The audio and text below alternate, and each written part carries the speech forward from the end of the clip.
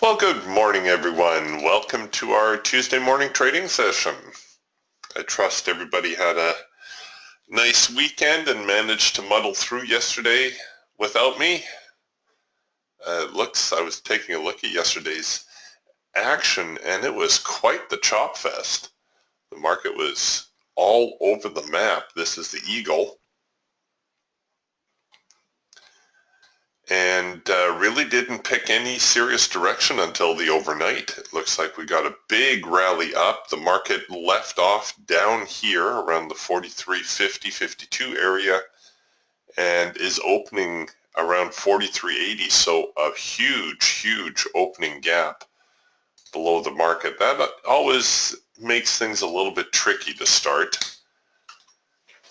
Try to gauge whether or not the market's going to get into that gap, otherwise known as fading. If you hear traders talk about fading the gap, that's what they're talking about. Aha, here we go. Doyle says it looks like crude oil is making a first micro-macro cross. Well, it's setting up for one, Doyle. I'm looking at July crude.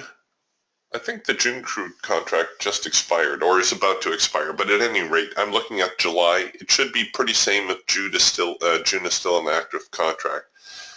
Now, the micro and macro lines have crossed. That is true.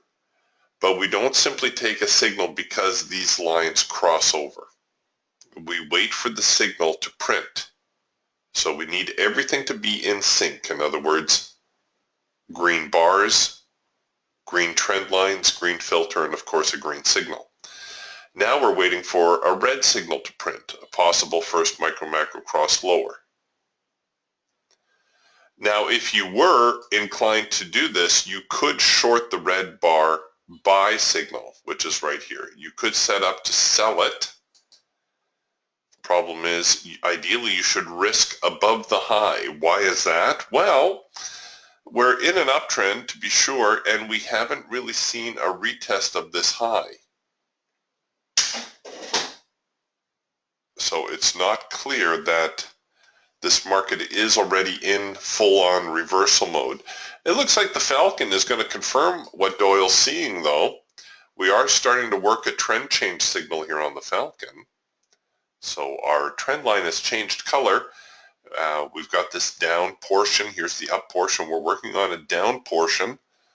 So it's possible. It's very possible that we're going to see the market break down below here and perhaps try to head a little bit lower, maybe here to the median line around 49.70.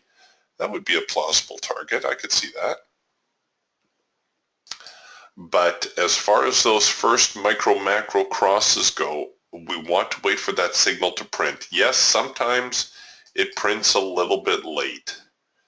Sometimes, you know, the market picks up a few dollars and we finally print the signal.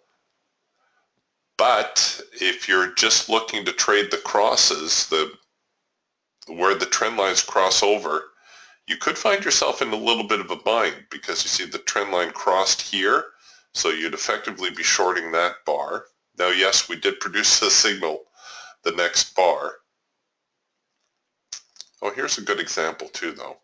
See this whole test of the extreme business. We're producing a signal here. Here are the lows. This is very difficult to tell at this point whether this current move lower is a retest of these lows and the market will reverse and head higher, or if we're going to get a retest of this high and then see the market head lower. The market is perfectly balanced at this point, or nearly perfectly balanced at this point, hence all the yellow bars as well. So that's another thing to keep in mind when you see a lot of yellow bars cropping up on your chart. It shows you a market that's pretty much in balance.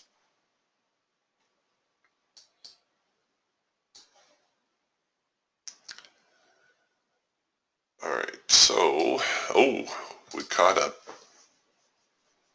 The market's still rallying out of the open here.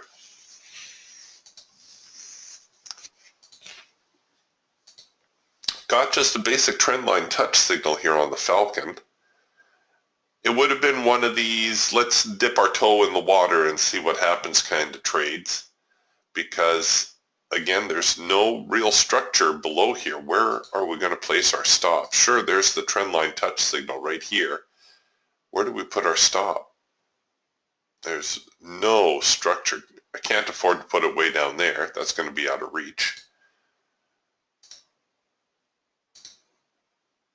This swing here might be too tight, maybe below the support and resistance line. That's plausible. That's a doable one.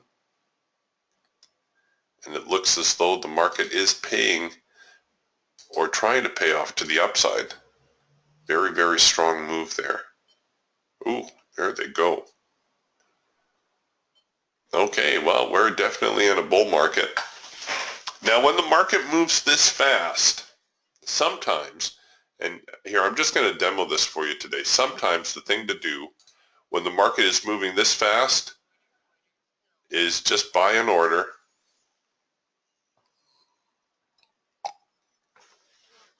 and hope and pray you don't end up buying at the top. There's days where the market just explodes, and it's obvious. It isn't just you look at your chart and you say, oh, the market's in an uptrend, but you can tell just by how quickly the bars are unfolding. You know, it's boom, boom, boom, boom, boom. It just keeps going higher, keep going higher. Now, the reason I chose the hawk is because I'm going to have to run a really deep stop here. I'm going to have to run a stop at least down to here. And I wouldn't be able to afford to do that on some of my other tools. So let's see where the swing low is at. All right, so even the swing low is a little close. Let's back that off about 10 or 11 ticks.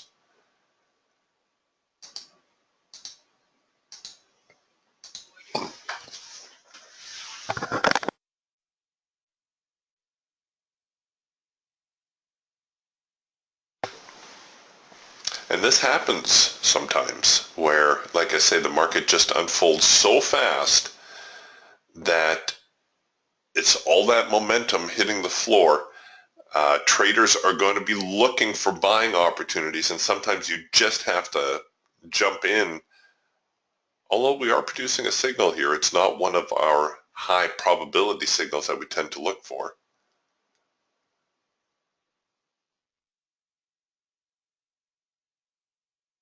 I suppose if you consider this a consolidation pattern, even though it's not a 4-arrow consolidation, it is a 3-arrow consolidation. It has the same type of shape to it. You could consider this also to be a post 4-arrow consolidation pattern, not a pattern that we pay a whole lot of attention to, but still a pretty important pattern. Now the the challenge with doing this, of course, is riding out any swings that might be coming your way.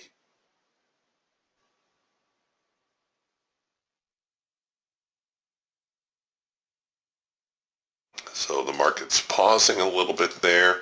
We'll see if we're actually producing a signal anywhere else. The Raptor here is going to produce a signal. Again, it's just pure momentum here. Same issue as what we're looking at with the Hawk. Namely, if we buy in the signal here, we're just producing warning dots, but when it produces a signal, if we choose to buy in here, we've got to cover this trade really, really deep. Something you might be able to do with a single contract. Let's say like we're going to buy above the high, because if this bar prints on the high, it should print a hash mark. We've already got double dots. And that means we're going to need to cover the trade way down here somewhere.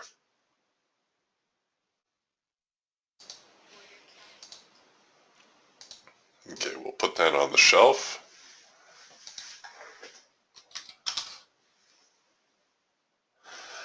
Good morning, Jim. Jim says the advanced decline is really lopsided this morning. We got 2,166 on the buy and just over 400 on the sell.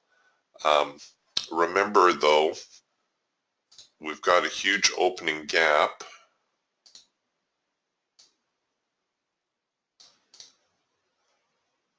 And that's going to skew the numbers quite a bit.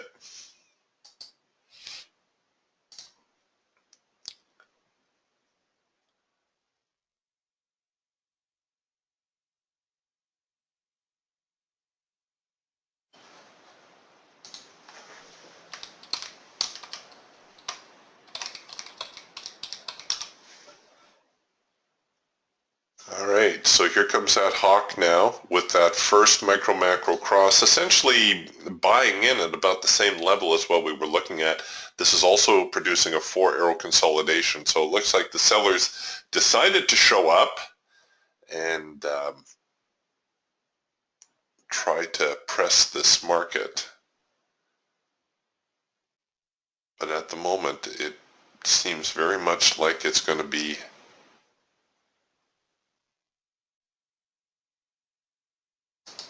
a buying day.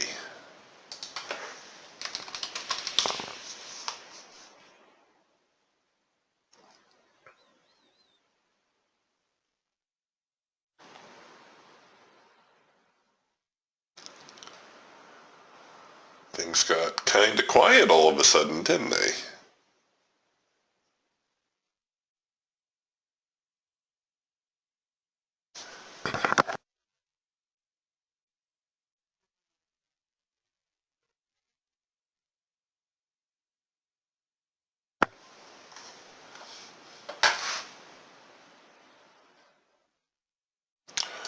Crude oil also looking, remotely bullish. Producing a trend change signal here on the Eagle. We've had a couple of retests of the low. We're currently against the ATR, but if the bar finishes on the high, it will flip the ATR over. So that effectively makes this our signal bar. And the challenge again with crude oil, for me anyways, is trying to cover it. It's such an expensive market to trade. Well, I could do that. We could try to finagle a trade like that, looking for another leg higher here. We've got the breakout above the highs. We're making higher swing lows. The market should owe us one more move higher. So if it trips here, that might be the start to that next leg up.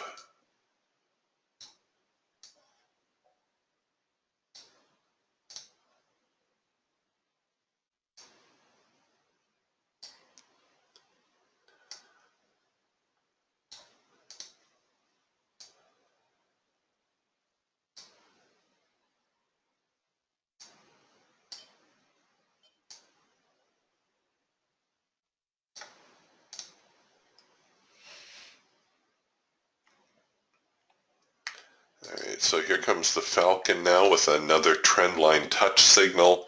Same problem as what we're looking at on the Hawk. Where in the world do you cover this trade? It's not to say it's not a doable signal, it's just you got to try to keep that stop as far back as you can.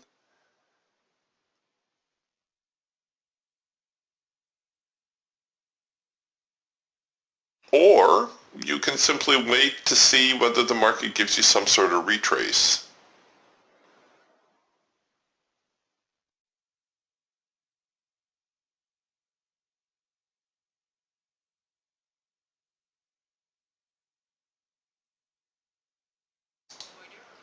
Okay, now I'm taking a little bit of a chance here. I've got the one warning dot. I'm assuming if this bar finishes on the high, it's going to produce a triangle and hash mark. It doesn't always. Sometimes the Hawk or the Falcon will give you two warning dots before printing the signal. So I'm taking a little bit of a chance.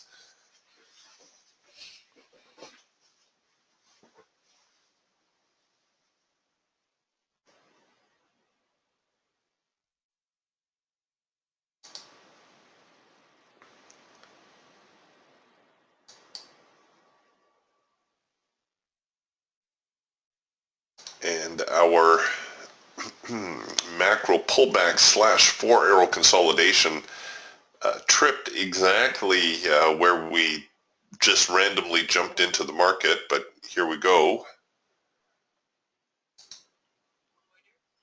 All right, so we got our signal here on the Falcon as well. Looks like we might have slipped a tick, but we did print the triangle and hash mark.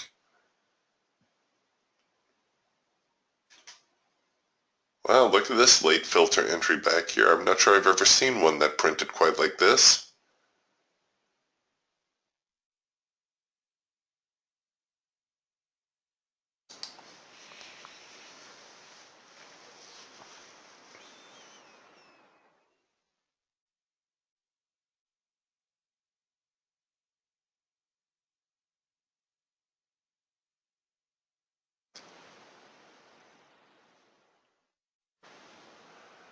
Ooh, the sellers are doing their best to knock the market down. Here on the Raptor, you can see, look at all this buying that's going on. The sellers look as though they have absorbed a lot of it. Here comes the selling now.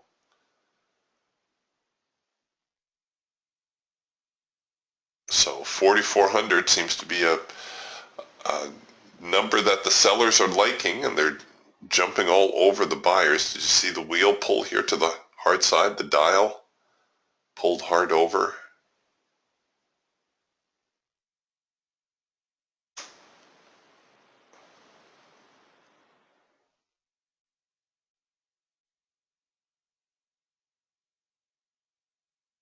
Come on.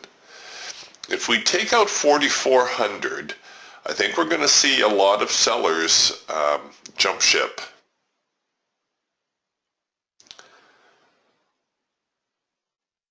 Okay, we keep bouncing around the 98, 99 area. 33.98, 98 quarter. Come on. See, the buyers are laying it on. If they can, they're going to try to chew through here. There's 43.99, 99 quarter. If they can chew through there, like I said, I think we're going to see a lot of the sellers get out of the way. Here is a buy order right at 44.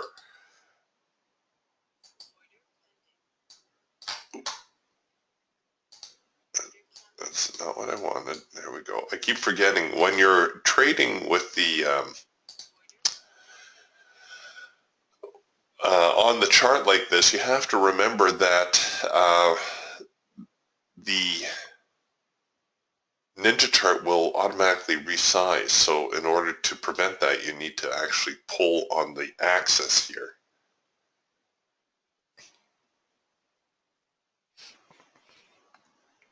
Same problem as what we're looking at in all the other charts. Yes, it's a buy signal. Where do we place our stops? Right? Well, ideally our stops need to go way, way, way down here. Yeah, that's a good start. All right. So we'll put the stops here on the hard edge somewhere.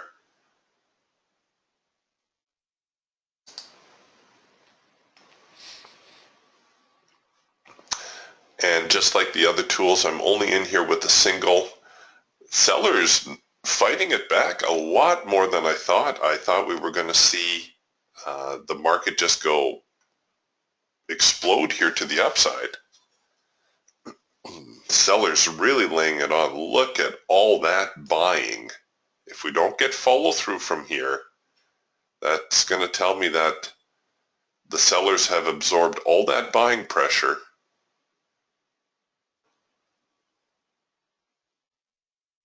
And the market could try to head lower. Okay, so I heard an order get filled. I believe we hit our profit objective here on the Falcon. We did too, and I'm going to chicken out now and roll my stops to break even on the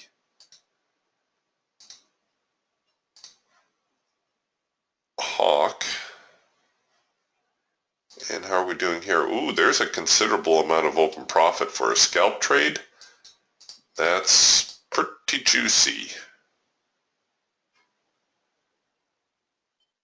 And how many minutes have we been rallying? Almost the entire opening range. All right, I'm gonna take profit on that.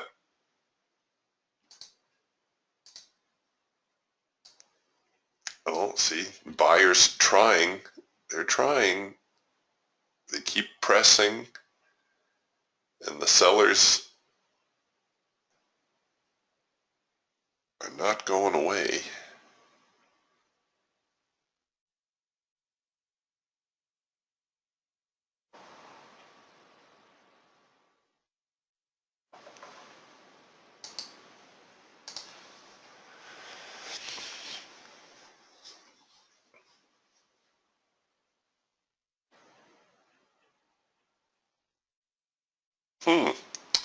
Tony says, I'm getting buy dots on the Raptor, but you are not. What's with that? Okay, well, first off, I have all the default stock settings on the Raptor. Secondly, let's take a look here at the data series. I have 24/5 and 10 days of data loaded. Now, after that, it's just in the data feed. Sometimes, you can be off a couple of milliseconds. It's not to say that mine is right and yours is wrong. But sometimes, because these are essentially range style charts, if the data starts, a tick or two different, let's say mine starts at 43.60 and yours starts at 43.60 quarter, that could be enough to make the difference as well.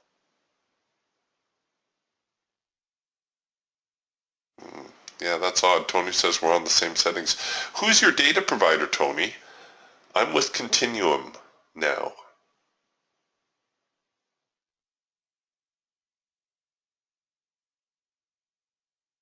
Oh, Tony says he's with CQG. Their data is usually pretty clean.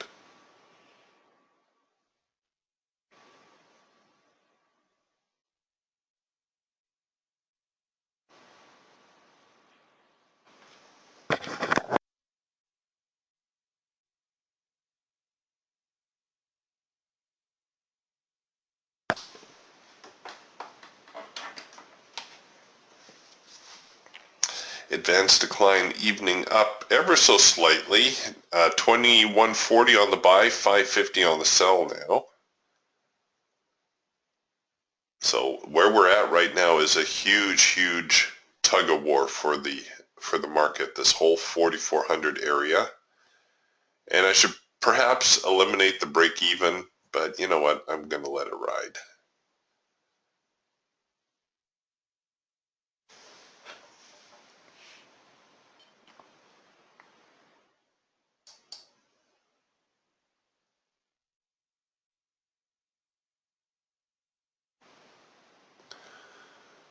Only a couple ticks from the break even. Just looking for a little bit of upside momentum here. There we go. Hit the break even trigger.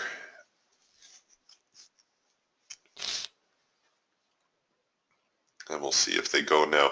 They would have hit had I run multiple contracts here, they would have hit our high probability target. But I'm just trying to squeak one out here. What an incredible morning.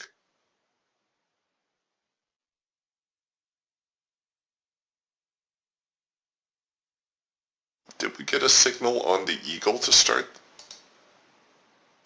I don't usually trust a lot of the early signals. Well, the eagle had the trend change signal right here. In the wee hours, no test to the extreme though. That would have been a nail biter, folks. Can't lie to you. There was not enough structure here for me to get really serious about buying this market. We would have got comparable signals on some of the other tools. But as far as the eagle goes, there was no real clue that the market was going to explode like that. This does not happen very often.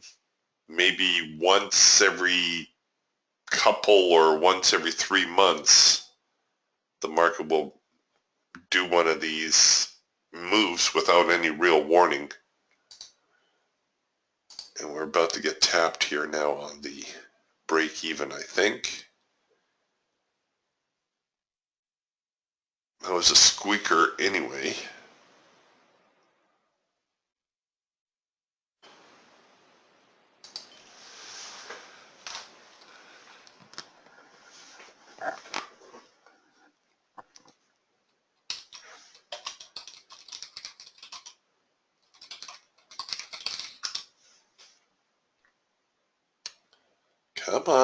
Come on, buyers, hold the line.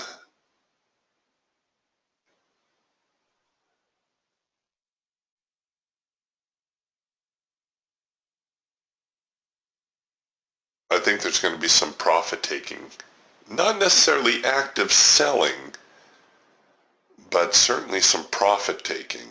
And then everybody who missed this move from the start is going to be looking for another place to get in. Where can we buy into this incredible move? Well, the further the market drifts, say perhaps here to the first hard edge around 43.90, I think we're going to see some buy signals come out of there, and we're probably going to see a lot more active buying if the market can even press down here, say to the 43.85 area.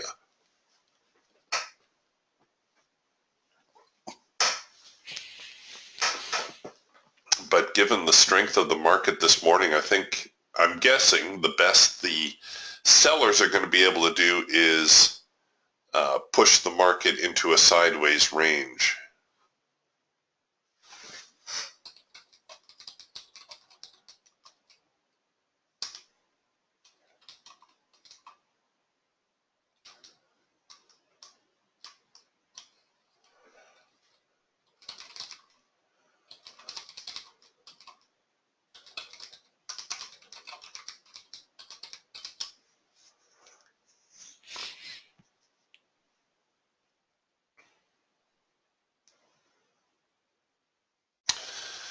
All right, while we let that one percolate a little bit, let's bring the crude oil hawk back, and just going to Doyle's earlier question about the first micro-macro cross, you can see why we don't just trade the crossover. Right? Very often it will work, the crossover. Very often you will get in earlier. However, early isn't our objective. Our objective is to get a high probability signal. Yeah, okay, we might be a little bit late. Yeah, there's probably guys trading, moving average crossovers who are in right here. Problem with trading moving average crossovers is you're always in the market, right? So let's say you buy here on that crossover. That means you're selling here on this crossover. Well, sorry, crossed over right there. You're actually selling right there on this bar. So you're always in the market. Now you're buying here. I don't know if many of you know this, but that's how parabolics got started too. Or that's one way, where am I looking for? Here we go. That's one way to trade parabolics. Some people like to trade parabolics as an entry system. So when the parabolic gets broken, you buy. And this is also an always in system, right? So you buy. And then you sell here, and then you buy here, and you sell here, and you buy here, and you sell here. And can you see the problem? It's all well and good when the market trends, but you just get hammered whenever the market goes sideways. Super trend, coincidentally, is also started as a trading system where you would buy a break of the super trend, you would sell a break of the super trend. The idea being it's less volatile than, say, a parabolic system. And you can see here, it actually worked not too badly. I know Ray Burke always liked to use the super trend as a filter, but even in these instances down here, you still get chewed up a little bit where you sell and then you buy. Actually, that buy worked for you pretty good. It would have recovered your losses, but there's just a little piece of trivia for you. See here, we could be getting ground up a little bit. You'd be long here, and then you sell here. So you've taken a loss on that one. And now you're currently short, hoping that the market's going to continue lower.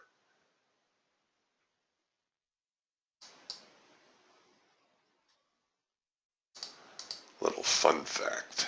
So crude oil all over the yellow bars. Very, very neutral to be sure.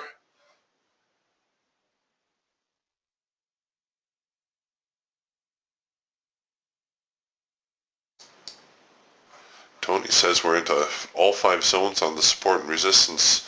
Yeah, isn't that something? 1, 2, 3, 4. Yeah, bounced off of the primary. 1, 2, 3, 4, 5, 6, moving through zone number 6 now. That's huge. Still got a few to go. We got some territory up here still. I think only 3 times I've ever seen the market exceed the support and resistance suite. Once on the NASDAQ and twice on crude oil.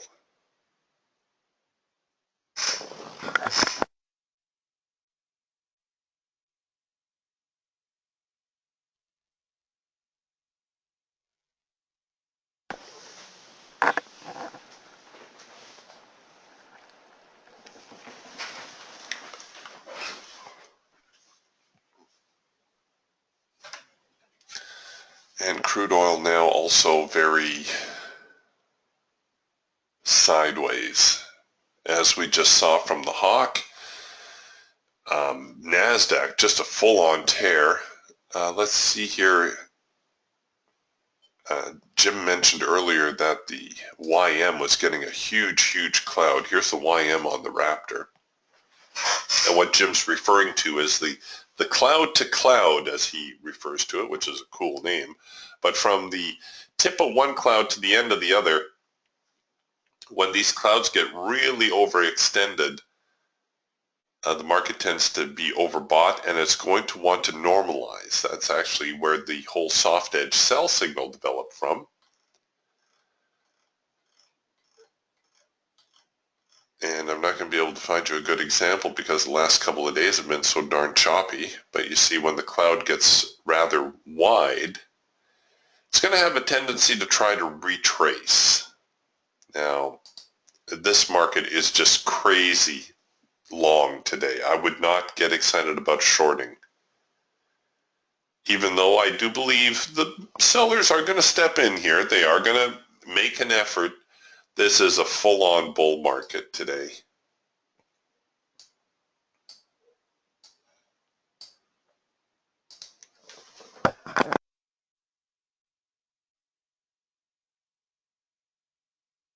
The real challenge for a market like today is trying to figure out where to get in, where to buy in.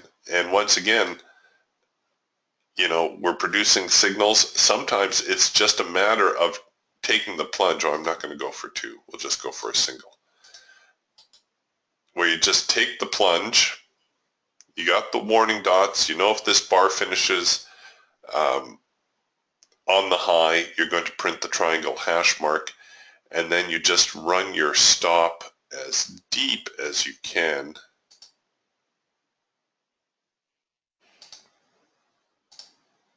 We'll use this to start, but I'm going to pull my stop all the way down here to the hard edge, maybe even to the low of the morning.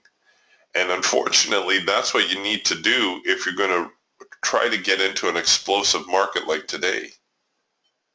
And the thing is, people look at this market and they say it can't possibly go any lower. I had a trading friend who used to always remind me, he would say, Eric, the big money is on the surprise side. So just when you think it can't possibly go any higher, guess what? It goes higher. Just when you think the market cannot go any lower, guess what? It goes lower. There's no limits to a bull market, as they say. A bull market has no top and a bear market has no bottom. That's the expression. Well, technically, I suppose the bear market does have a bottom. It would be zero, but you get the idea. I have no idea what's causing this insane rally, but hey, good on them. This is fantastic. Love to see the stock indices rally. Last time I tried to short the NQ, one of our members was nice enough to remind me, Eric, the NASDAQ hasn't had a serious decline in 20 years. What are you doing shorting? And that's so true. I don't know. It's sometimes you get into a market, one side just feels more comfortable than the other. And for me, I guess shorting the NQ has been one of those kinds of things. I don't do it often, and for good reason. Every time I attempt it, the market hammers me.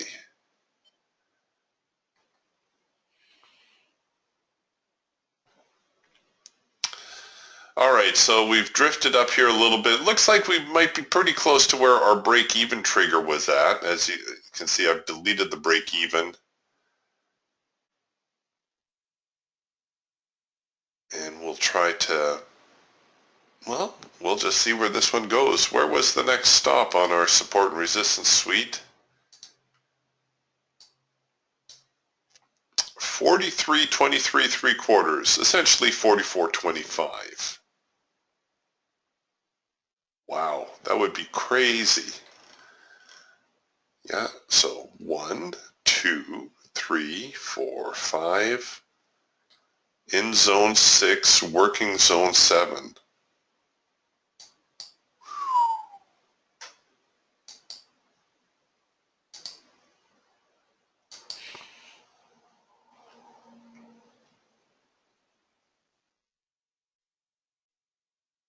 Just a fantastic move.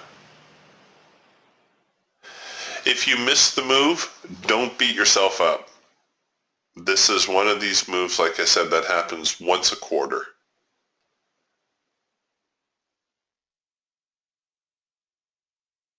This isn't normal trading.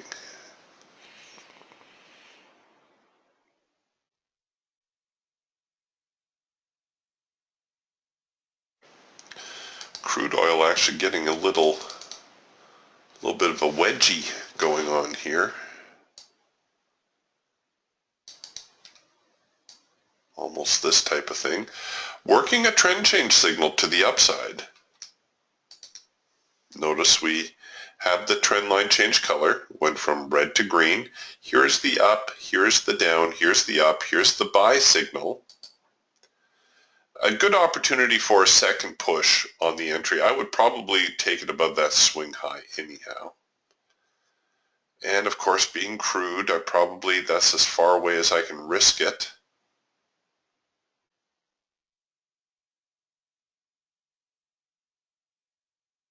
Not the most inviting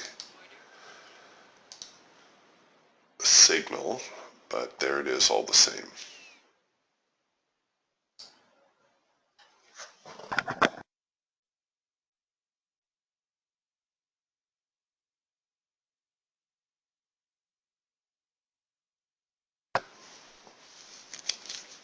Gold prices taking a little bit of a tumble. I'm into August gold now.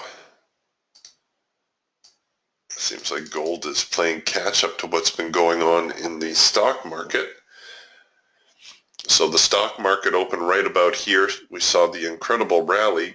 Gold not moving until just recently. Textbook green bar sell. Shortly after gold opened for the North American session, ran into the hard edge, gave us a green bar sell. A great progression through the overnight as well. A couple hard edge bounces right here to start the evening.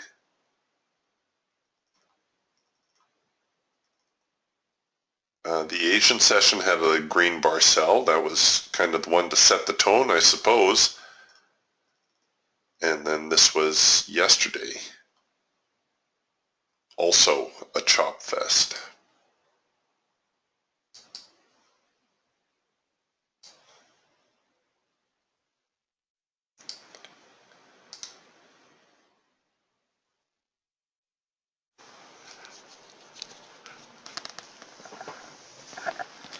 And so here we are.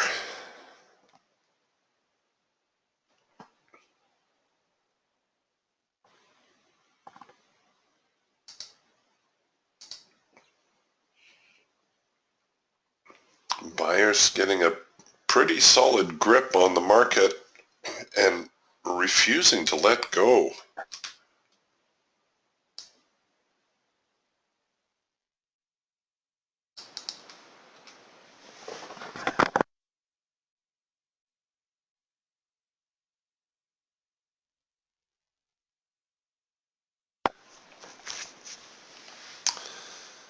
So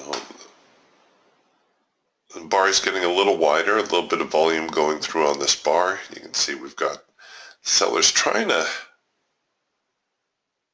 take a stand here now at 44.15.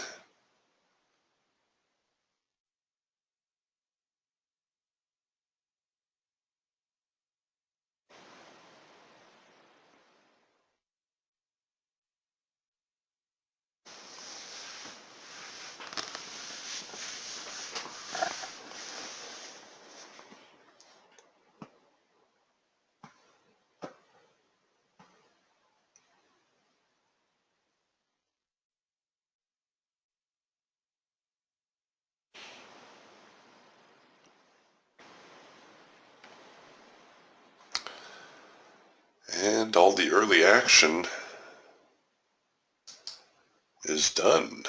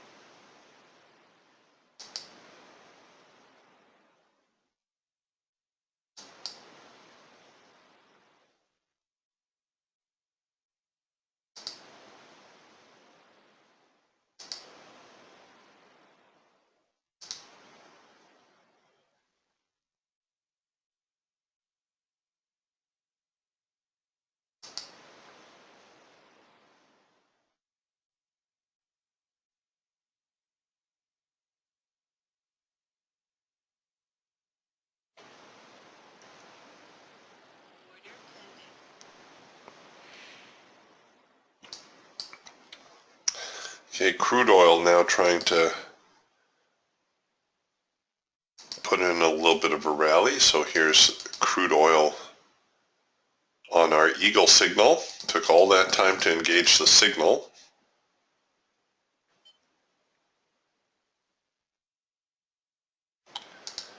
And also on our Falcon trade. Looks like they slipped us a tick on the entry here. They are contending now with the highs and the support and resistance, or the resistance line here from the support and resistance suite at around 48.56.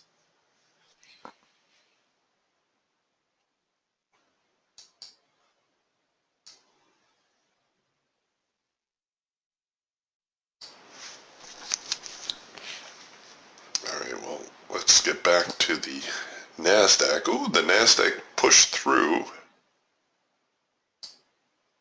Hooray for us.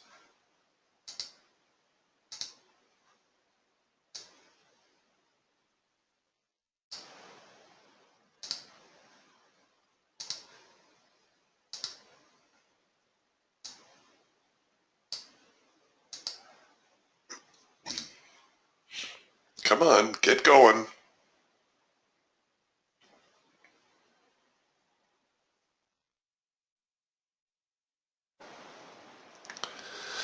All right, so you see this bar here with all this volume and this tail? That's a good bar to roll your stop below. It's essentially break even, so I'll take the break even plus 1. The idea is that the buyers and sellers were doing a lot of trading on this bar. You could tell because of the width of the bar. There was a lot of volume. Buyers ended up controlling the bar. At the end of it all, they took the bar, they rallied it to the high, they took control. Therefore, if the buyers lose control at this point, well, it's probably time to get out.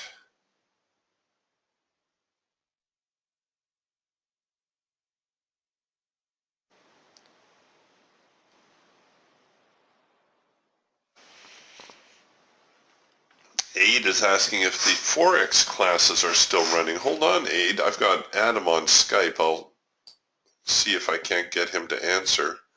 Are we missing any other opportunities here? Nope, not at the moment. So I'll just leave that up there for a second and let me get a hold of Adam and find out.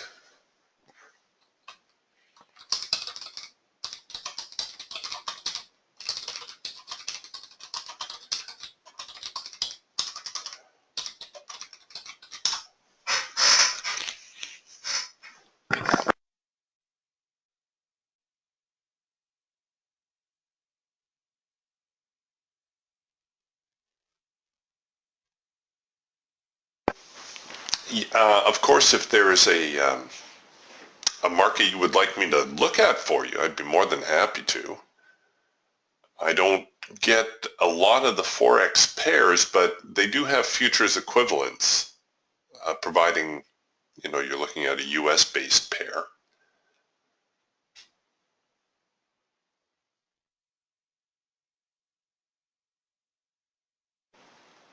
All right, so far so good.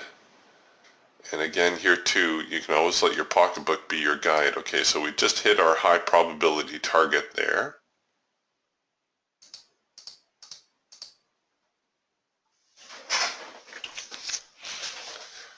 So there's $100 laying there on the ground. Do you want to stop and pick it up?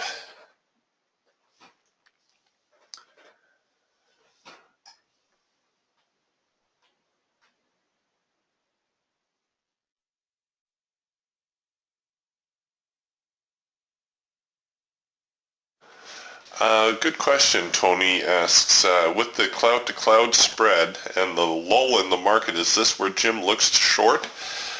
Quite possibly, but I'll tell you, with the cloud-to-cloud, and now Jim is a lot more aggressive on the cloud-to-cloud trade than I am. For me to short, I'm looking for what we call the soft edge buy or the soft edge sell.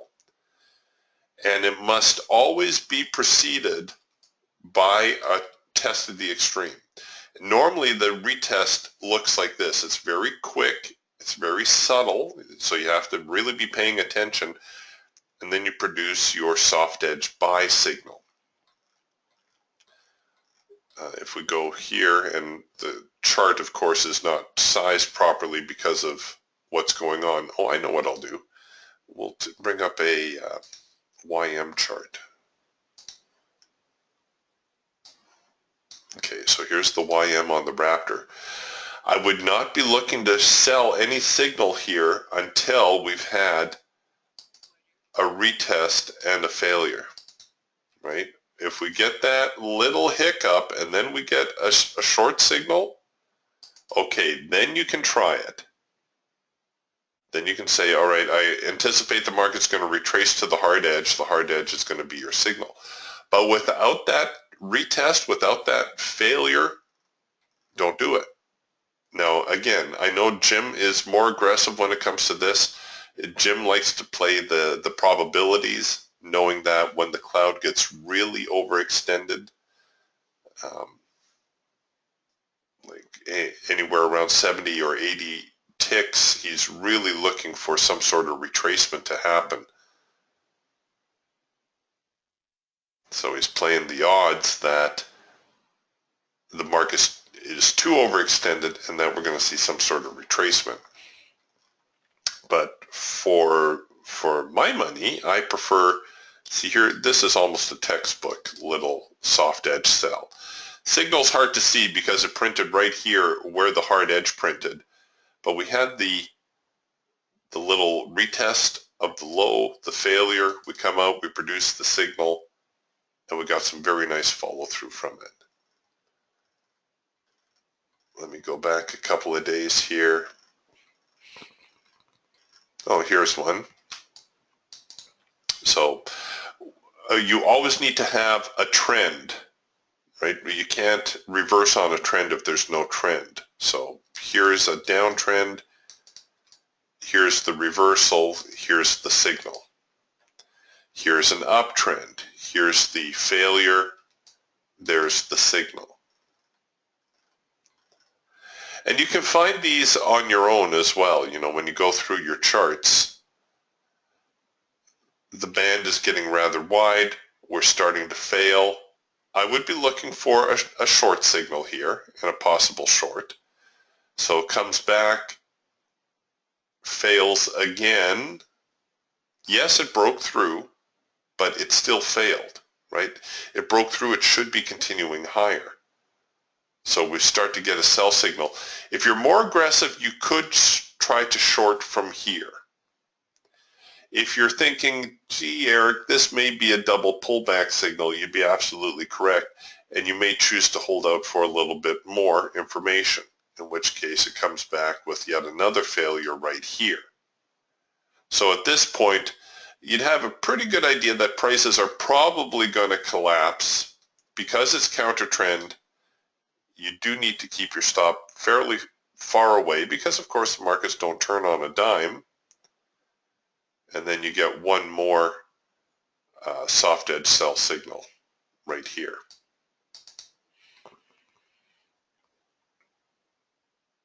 So as with all counter trend signals, they're not easy to take and you should be very cautious about them.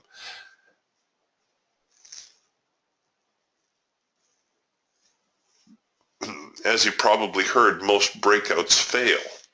Well, it isn't just breakouts to the upside.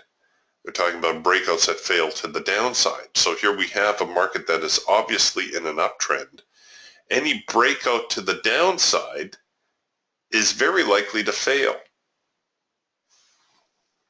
There's going to be traders drawing trend lines all over this thing.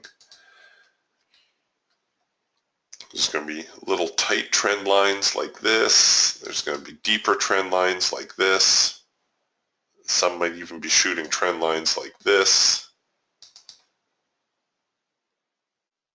And every time the market tries to dip below here, the buyers are going to snatch it up.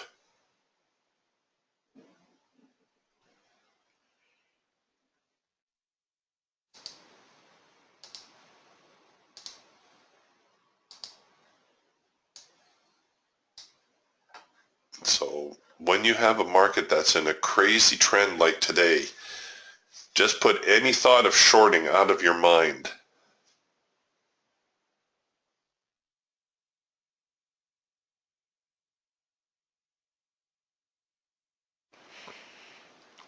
Like I said about the best, even when the bears step in here with force, the best they may be able to do is just push the market sideways, just go into a sideways range. That's why I keep looking at this and thinking, you know, there's a fair amount of profit there. We've got nothing else going on, so I'm going to let the trade run out. But honestly, sitting on $130, $140 open profit, I think I'd grab that and say thank you very much. Our crude trade on the Falcon hit its profit objective. And we don't have anything else going on here right now, so we'll just leave that up. So the Falcon on crude hit its profit target. The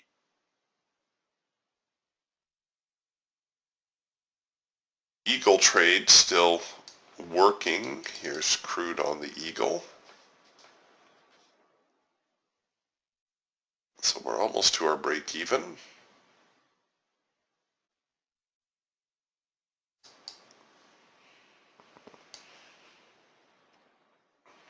And as you know, with crude oil, I do tend to double the profit objective. So, you know, if you want the high probability target, well, we're there.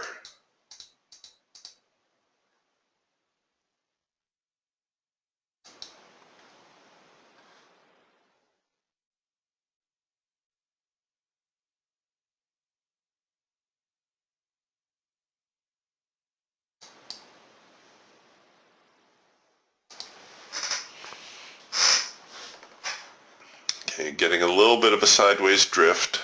I think you're getting some noticeable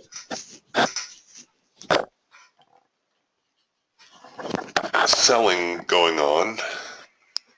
See here how the dial pulls over and holds. So the sellers tried at 4,400. They tried at 44.15. Now they're trying to dig in at 44.20.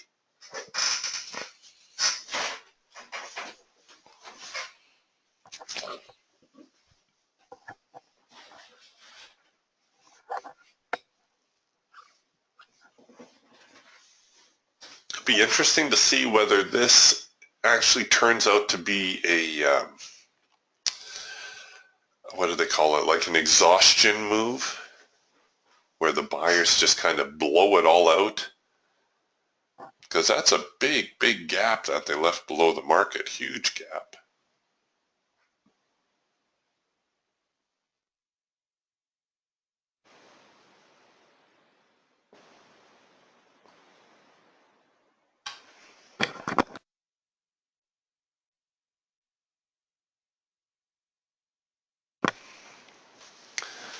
Yeah, there's no sellers in this morning's market.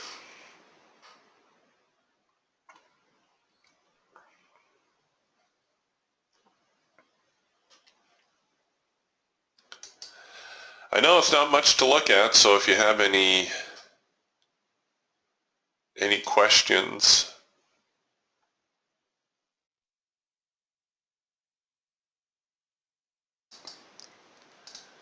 don't be shy.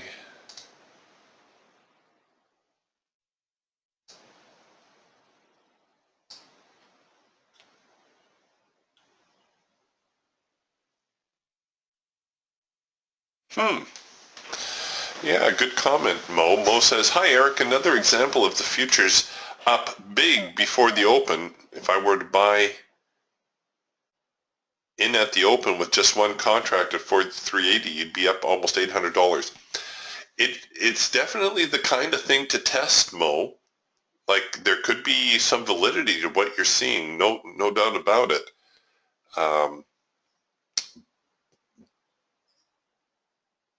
But you definitely need to keep testing it, keep tracking it, and track it, you know, formally. Make your notes. If you can get in 100 samples, either through back testing or live testing, you'll have pretty good idea as to whether or not that's going to actually play through. But I can see it. I can see the logic behind it, no question.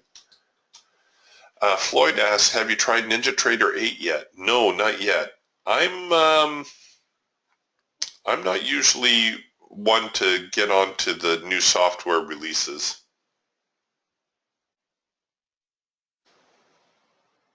all that early.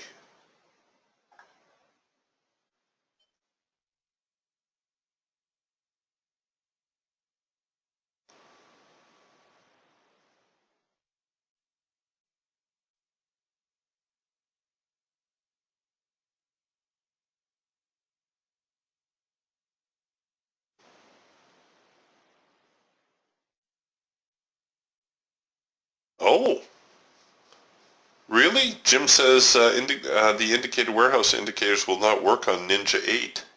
I wasn't aware of a conflict.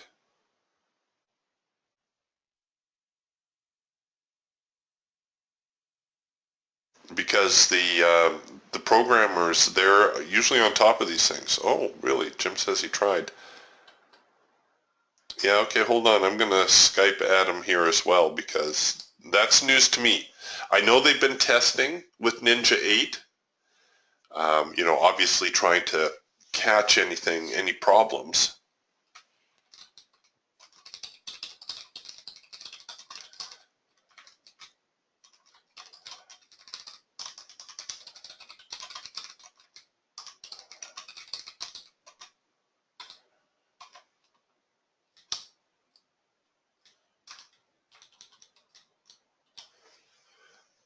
So we'll see what he comes back with that. He's busy right now. Normally he'll Skype me right back. I ask him about the Forex, the DTS Forex room, but he hasn't gotten back to me on that.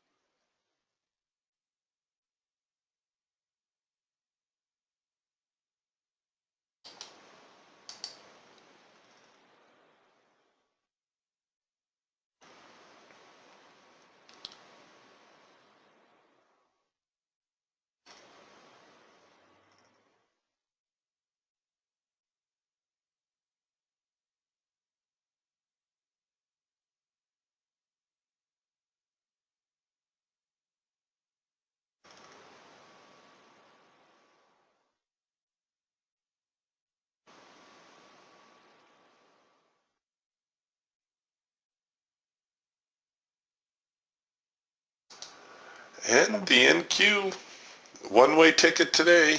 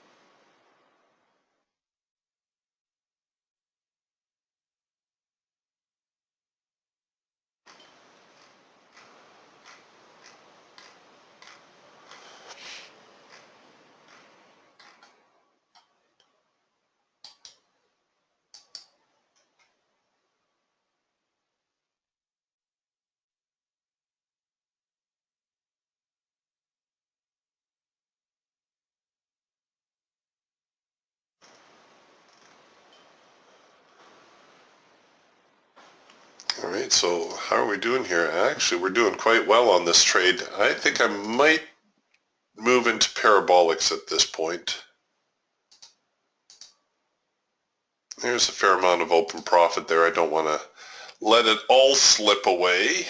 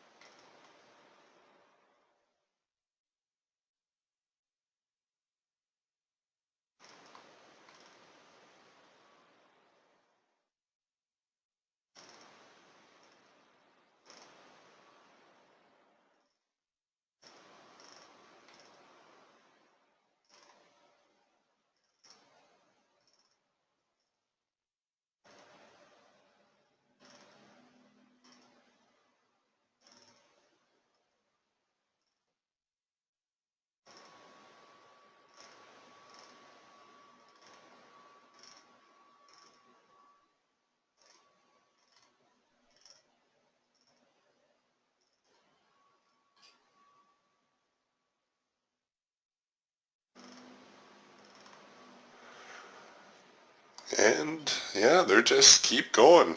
My goodness, it's like a rocket ship today.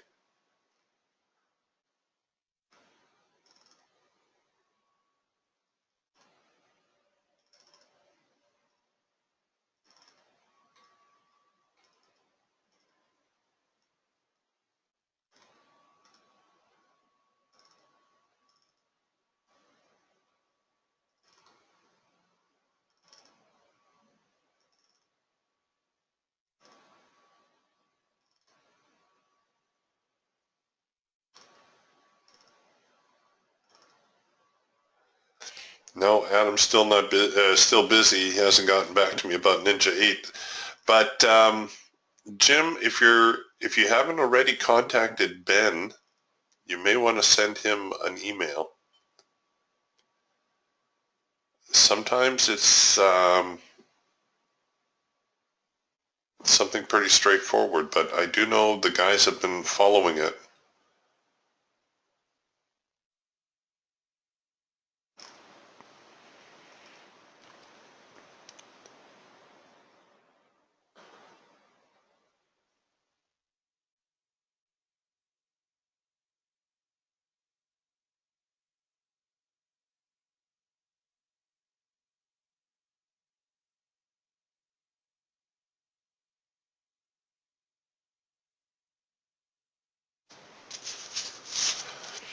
Okay, getting a little bit of a retest now, and are we going to be able to ride out the swing, or are they going to tag us? Now testing 44.30s again, or I guess 44.25 first. It's rather predictable. The buyers and sellers, they all like even numbers. So to get in at 4,400, 4405, 4410, 4415, 4420, 4425, and so on.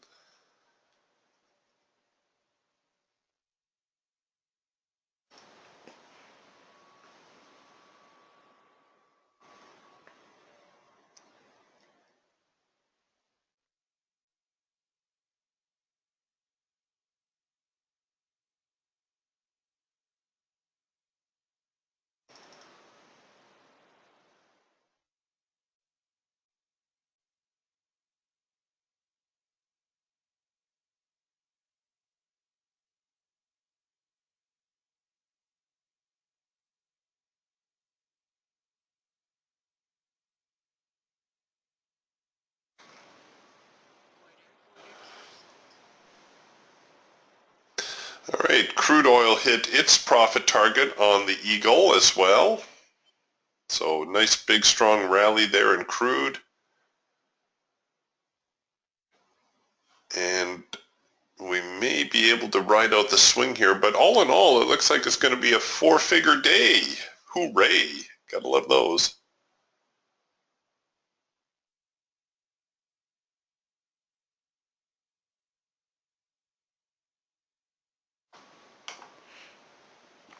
Momentum waning maybe just a little bit, but again, I think the best the sellers can hope to do today is to push the market into a sideways range.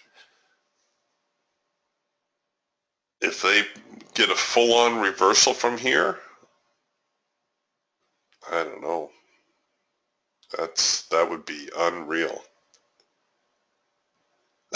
Yeah, Mo, I'm with you. Mo says, why can't it be this easy every day? I know, isn't it crazy? Oh, that's crazy. Speaking of crazy, Jim says the YM cloud to cloud is sitting at 94 ticks. Have you ever seen it that big, Jim? Has it been bigger than that? Has it ever crested 100?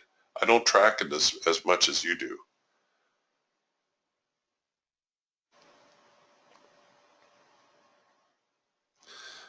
That's pretty darn big. That shows you some very serious momentum. Every oscillator in the book is severely overbought right now. They're just pushing the overbought.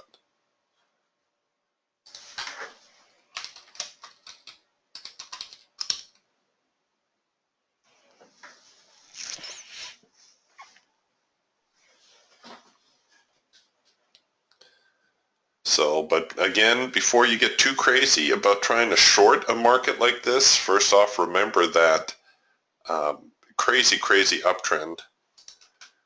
Even if you shoot a trend line here, this is probably going to be your best target right here. The hard edge, 17,640, somewhere around there. But I wouldn't even entertain it until I saw something resembling a retest of the high.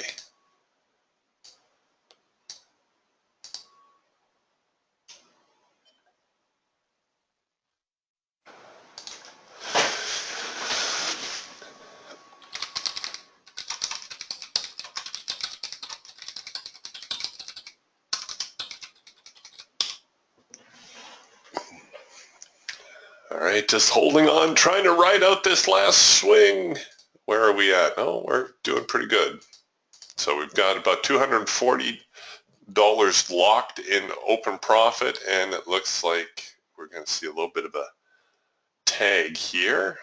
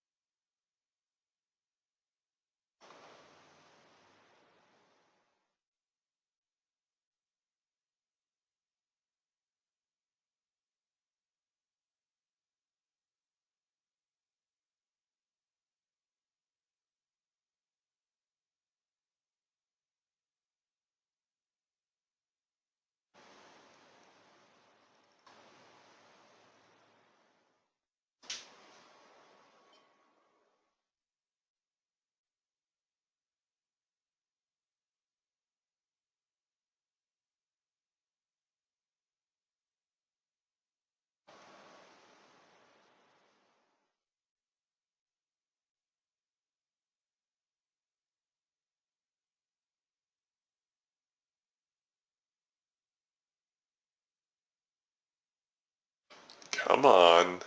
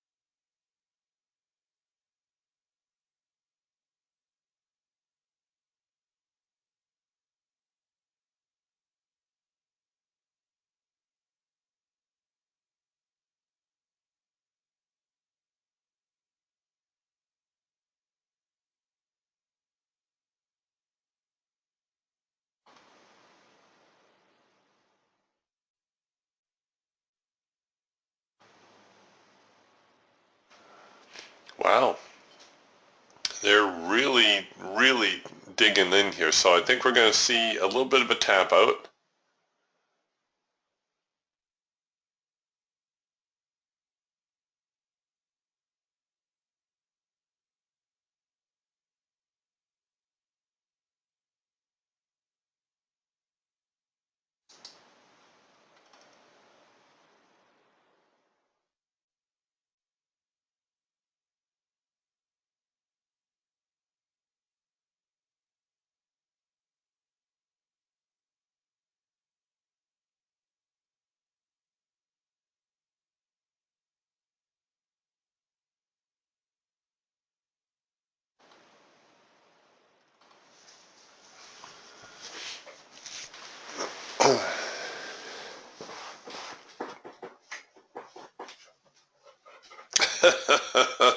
Look at that.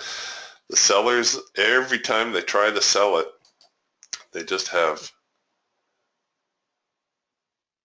no luck.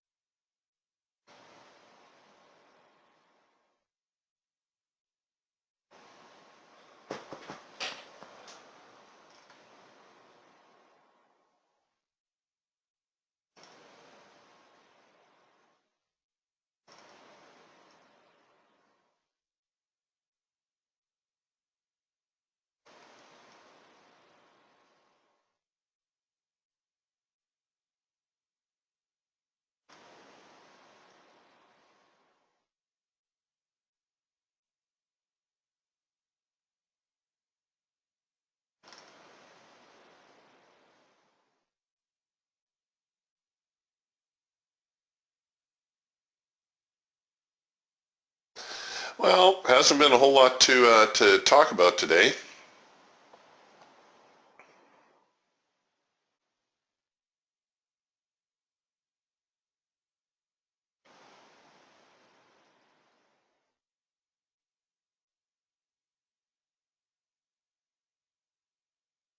Oh, Bill asks, Eric, in your book, you say to draw trend lines from right to left, yet I see you do the opposite. Are there times that one way is better than the other? And William had to go, but I'm going to answer it anyways in case he watches the video. Otherwise, we'll talk about it again tomorrow morning. Sometimes the trend lines are just really obvious. It doesn't make much difference whether you shoot it from the right to the left or from the left to the right. Let me go here.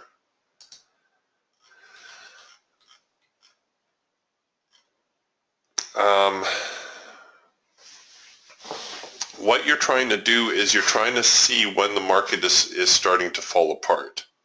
That's the whole point of a trend line, is try to gauge when the market is losing momentum and where the buyers and sellers are at.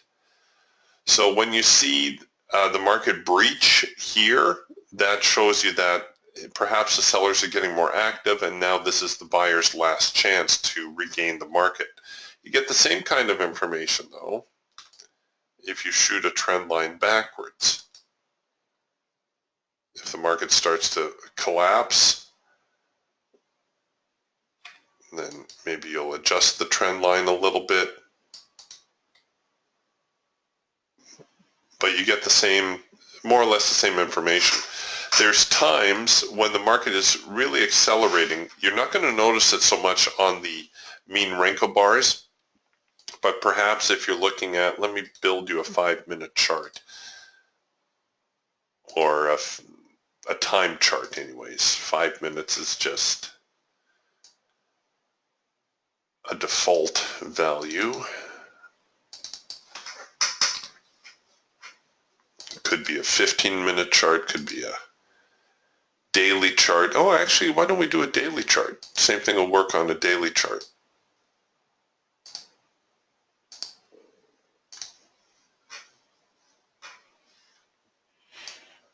Okay, so here's the NQ on the daily. And what I'll tend to do is I will tend to draw the trend lines. Instead of drawing a trend line like this, well, this one works out the same. I would shoot the trend line backwards. So I would go from here and I would draw the trend line up to there. Same thing here. I would draw a trend line from here back to here. It just shows you, I think, more clearly when the market starts to unwind. Because what happens is when the market is accelerating sharply, is you get the breakdown. Well, now the question is, well, is this trend line still valid? Well, yes, it is. It just reset itself a little bit, and you're constantly redrawing trend lines.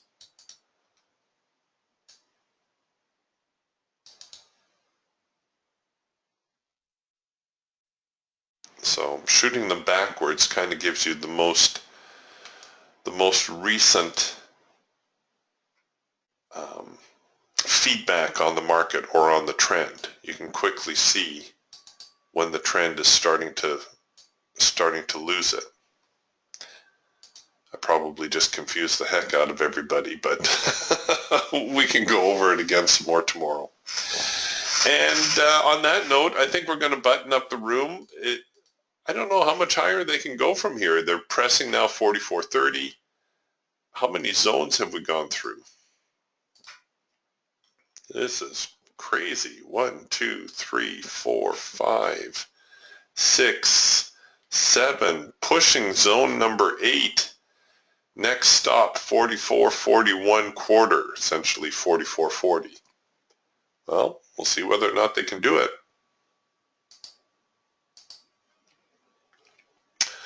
All right, you guys. Again, I would not be too crazy about shorting anything today. I think the move is done for the day, so if you're in a little bit late, then you might want to stand aside until tomorrow. Mo's asking, Eric, could you look at the hawk at the 43.80 area and see if the crossover happened? 43.80, way back here.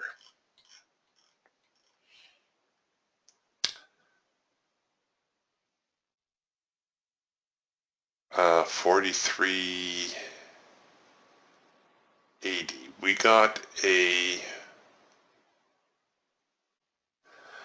got a consolidation pattern here around 43.80. Now normally we get 4 arrows with a 4-arrow consolidation.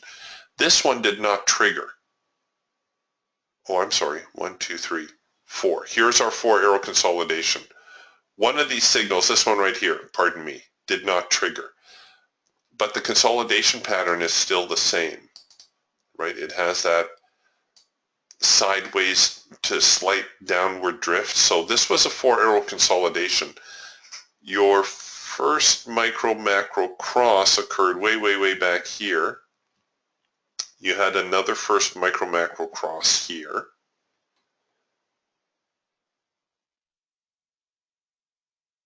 And then the market just exploded from there. Another macro pullback / 4-arrow consolidation signal.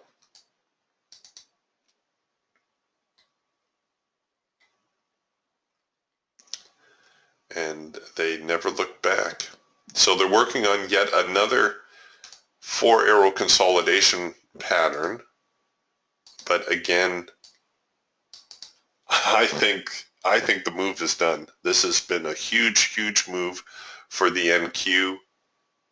I could see the sellers trying to fight it down and might get as low as 44.10, and then the buyers will knock it back up.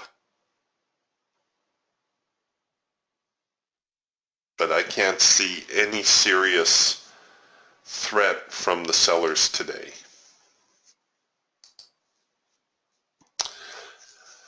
So I hope that helps. All right, you guys, if there's no other questions, we'll button up the room for this morning. A quick reminder, tomorrow, Wednesday, we're going to be at the open house venue at the alternate room site. So who knows, with a little bit of luck, we'll have another crazy session like what we saw today. But what's more likely is that we're going to have a chop fest tomorrow. The market's going to put the brakes on, and we're going to see a lot of sideways trading. But we'll see what gives. All right, you guys, be careful out there. We'll talk to you soon. Bye.